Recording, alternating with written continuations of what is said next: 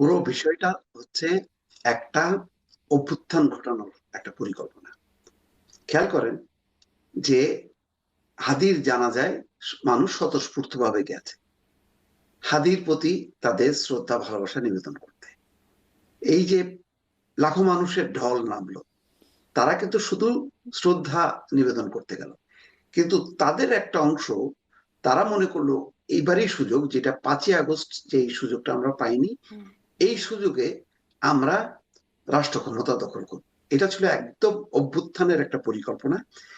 তাদের একটা অংশ দৌড়ে তারা পার্লামেন্টে ঢোকার চেষ্টা করলো এবং মাইকে এমন ভাবে একটা আহ্বান জানালো যেটা অত্যন্ত দৃষ্টিকটু। আপনি আপনি খেয়াল করেন, বলা হয়তো এটা 1981 সালের জিয়াউর রহমানের পরে এইটা হচ্ছে সর্ববৃহৎ জানাজা। তো ওইটার আপনি চিন্তাটা করেন, তখন মানুষ শোকে থাকে, মুজবান থাকে, তখন আল্লাহর প্রতি দোয়া করে, তার আত্মার মাগফিরাত কামনা করে, শান্তি কামনা করে। অর্থাৎ ধর্মীয় যে একটা ভাবাবেগ, ভাব বীর্য পরিবেশ, এটা কিন্তু তা ছিল না। তারা হাদির লাশকে নিয়ে তারা বিক্ষোভ করতে চেয়েছে, হাদির লাশকে সামনে রেখে রাষ্ট্র ক্ষমতা দখল করতে চেয়েছে। এবং সেইভাবেই পরিকল্পনা যে আপনারা এটার পরে ওখানে যান, ওখান থেকে শাহবাগে আসেন, শাহবাগ থেকে একটা অভ্যুত্থান করা ফেলেন। মানে এটা এত মূর্খ মতন একটা পরিকল্পনা, কিন্তু লক্ষ্যটা ছিল তারপরে অন্ধকারের যে কুশীলবরা তারা হয়তো সামনে আসতো, প্রথমে এদেরকে সামনে দিয়ে তারা হয়তো পেছন থেকে আসতো, কিন্তু ঘটনাক্রমে এরা বুঝতে পারেনি যে ঢাকা শহরের লক্ষ লক্ষ মানুষ আসলে হাদির প্রতি তাদের ভালোবাসাটা জানাতে গেছে। তারা রাষ্ট্র ক্ষমতা দখল করতে যায়নি, বা সেই ধরনের পরিকল্পনা ছিল না। এই ধরনের, অর্থাৎ ভারতীয় আধিপত্যবাদ, হাদির মৃত্যু, আওয়ামী দোসর, এই ধোঁয়াগুলি তুলে তারা একটা অরাজক পরিস্থিতির মধ্যে ক্ষমতা দখল করতে চেয়েছিল। এইটা ছিল আসলে মূল পরিকল্পনা। কিন্তু ঘটনাক্রমে আইন শৃঙ্খলা বাহিনী ওই হাদির জানাজার দিনই তারা অ্যাক্টিভ হয়েছে, যখন নাকি সবাই সতর্ক হয়েছে, তখন কিন্তু ওই পরিকল্পনাটা আসলে বাস্তবায়ন হয়নি। কিন্তু নেপথ্যে ছিল ক্ষমতা দখলের একটা কিন্তু জনাব পরিকল্পনা। মোস্তফা আমি এটাকে ক্ষমতা দখল। একদম ষড়যন্ত্র এবং চক্রান্তমূলক বলে মনে করি। জি, এই যে রাষ্ট্র ক্ষমতা দখলের কথা আপনি বলছেন, আমরা যদি নাহিদ ইসলামের কথা শুনি যে সরকারের ভেতরেই এটার একটা মদদ ছিল, বা যদি নুরুল কবির, যিনি আক্রান্ত নিজে হয়েছেন, তিনি বলেছেন যে তিনি বিভিন্ন উপদেষ্টার সাথে কথা বলে তার ওই সময়ের অভিজ্ঞতা যে সরকারের একটা অংশ বা পুরো সরকারই এর সাথে পেছনে জড়িত, বা তাদের সায় আছে, এই ঘটনায় সহযোগিতা আছে। তাহলে আসলে ক্ষমতা দখল কারা করতে চেয়েছিল? মানে মানে সরকারের যারা আছেন তারাই যদি এর পেছনে থেকে থাকেন।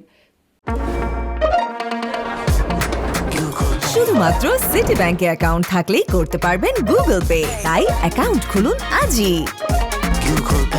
এই সরকারকে ঢাল বানাতে চেয়েছিল, সরকারের কাউকে কাউকে সামনে ঢাল বানিয়ে তারা মানে এই পরিকল্পনা করতে চেয়েছিল।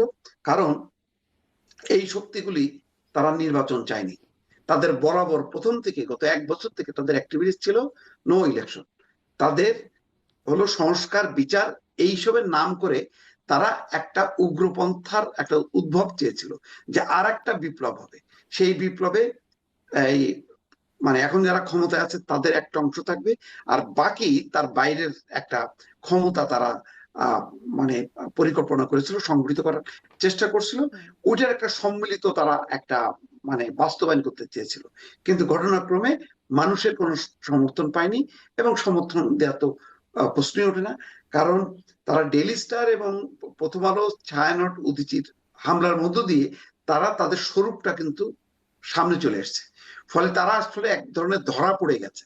এখন এটাকে ধামাচাপা দেওয়ার জন্য সরকার অ্যাক্টিভ হয়ে বেশ 2 দিন 3 দিন পরে একটু তৎপর হয়ে, এখন বিশ্বের যখন চাপ, নানা আন্তর্জাতিক সংস্থা, দেশ, তাদের যখন কি চাপ তারা দেওয়া শুরু করলো, তখন তাদেরকে এখন আটক করা শুরু করছে। কিন্তু খেয়াল করেন, এখনো পর্যন্ত কিন্তু এদের মুখ থেকে, যেমন আমরা দেখলাম কি, ধরেন আয়শা, ওই যে মোহাম্মদপুর হত্যাকাণ্ডের পর যাকে অ্যারেস্ট করা হলো, সাথে সাথে তাকে তার কাছ থেকে কিন্তু জবানবন্দি নেওয়া হলো, এবং সেটা কিন্তু পাবলিকলি প্রকাশ করা হলো। আজকে দেখেন, যাদেরকে আটক করা হলো, অ্যারেস্ট করা হলো, তাদের কাছ থেকে কি আমরা কোনো তথ্য পেলাম? তাদের কিন্তু, তাদের মুখ দিয়ে কিন্তু আমরা কোনো কিছুই শুনি নাই যে কেন, কোন উদ্দেশ্যে তারা গেল, কি তাদের পরিকল্পনা ছিল, এবং তাদেরকে কে সংগঠিত করলো, কে পাঠালো, এই বিষয়গুলি কিন্তু আমরা এখনো জানতে পারছি না। সেই কারণেই আসলেই সরকারের ভেতরে সরকার আছে, এবং তার বাইরে একটা একটা না মানে একাধিক আহ মানে উগ্রপন্থা, চরমপন্থা, মৌলবাদী শক্তি এখানে সংগঠিত হচ্ছে, আমার বিশ্বাস। জি, আপনি উগ্রপন্থা মৌলবাদী শক্তির কথা বলছেন ডাক্তার আব্দুল তুষার। এই মানে উগ্রপন্থার কথা তো বেশ অনেকদিন যাবতই হচ্ছে। আন্তর্জাতিক গণমাধ্যম থেকে শুরু করে একদম মির্জা ফখরুল ইসলাম আলমগীরও বলেছেন যে যেই রকম উগ্রপন্থা দেখা গেছে সেটি আগে আর দেখা যায় নাই। হতাশার কথাও জানিয়েছেন। আমার সাথে কথা হচ্ছিল অনুসন্ধানী সাংবাদিক জুলকার নাইন সাহেব, তিনি বলছিলেন যে আহ, বাংলাদেশকে তালেবানাইজেশনের একটা প্রক্রিয়া আগেই ছিল এবং সরকারের ভেতরে একজন সাদা চুলের উপদেষ্টার কথা বলছিলেন তিনি, যিনি এর পরিকল্পনার পেছনে ছিলেন। এবং মানে তারপরে এইরকম একটা ঘটনা আমরা দেখলাম, মানে এটা আগের কথা বলছিলেন। একটা কি প্রক্রিয়া কি আসলে চলমান, এই তালেবানাইজেশন যে শব্দটা বা তালেবানি রাষ্ট্র বানানোর প্রক্রিয়া, সেরকম কি একটা কিছু আসলে চলমান আছে?